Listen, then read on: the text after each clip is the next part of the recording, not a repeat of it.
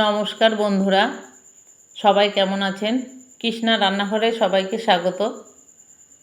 আজকের রেসিপি তালের বড়া। আমার পুরো ভিডিওটা দেখার জন্য আপনাদের কাছে অনুরোধ রইল। এখানে আমি দুখানা তাল নিয়ে নিলাম। তালটাকে দেখুন, এই জিনিসটা মেলা থেকে কিনে এনেছে আমার বৌমা সঙ্গীতা। এটা করে তাল নিলে জল লাগে না। দেখুন তালটা কী সুন্দর নেওয়া হচ্ছে, আঁশ বেরোয়। এবার আঁশটা একটা প্লাস্টিকের ঝুড়ি নিয়ে নিলাম। ঝুড়ির মধ্যে এইভাবে দেখুন ছেঁকে নিচ্ছি, আঁশটা পুরো বেরিয়ে যাবে। আমাকে তাল নিতে সাহায্য করছে রিনা আমাকে অনেকটাই সাহায্য করেছে, আমার সেজে যা। দেখুন কী সুন্দর তালটা পড়ে যাচ্ছে।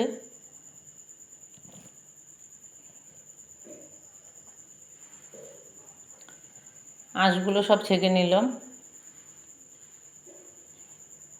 এবার তালটা নেওয়া হয়ে গেল। কিছুটা তাল আমি তুলে রেখে দিলাম। এখানে 400 গ্রাম সুজি আছে, 6খানা কলা আছে, একটা বড় নারকেল কোড়া আছে,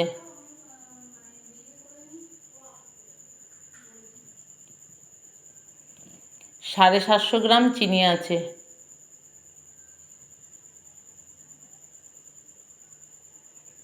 300 গ্রাম চালের গুঁড়ো আর 200 গ্রাম ময়দা।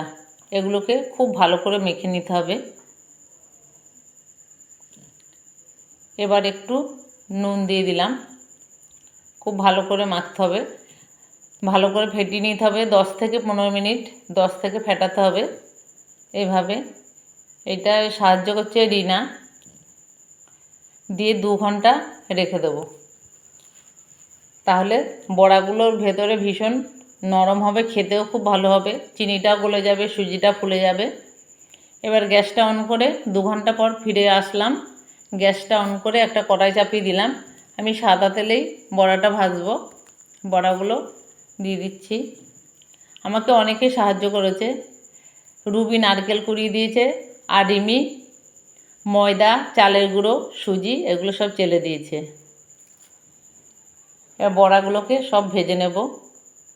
অনেকটাই বড়া হবে।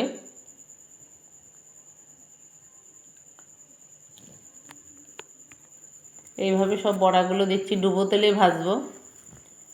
খেতে কিন্তু ভীষণ ভালো হয়েছিল। আপনারা এভাবে করে দেখবেন। দেখুন ভাজা হয়ে গেছে।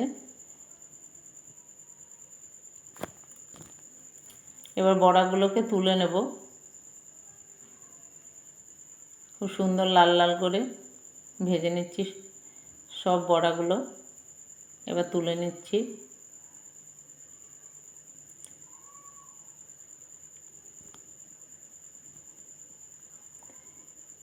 এবার আমার গনু দাদা খেয়ে বলবে কেমন হয়েছে। আমাদের গনু দাদা এখন তালের বড়া নিয়ে বসেছে। কেমন হয়েছে গনসা? ভালো। শুধু ভালো হয়েছে না খুব ভালো হয়েছে? খুব ভালো। বাহ, ঠিক আছে। ও তো ভালো বলেই দিল, আপনারা সবাই শুনতে পেলেন। আপনারা এইভাবে তৈরি করে দেখবেন, আশা করি খুব ভালো লাগবে। আবার অনেকে তো অনেকভাবে বানান, আপনারা কমেন্ট করে জানাবেন কিভাবে বানিয়েছেন।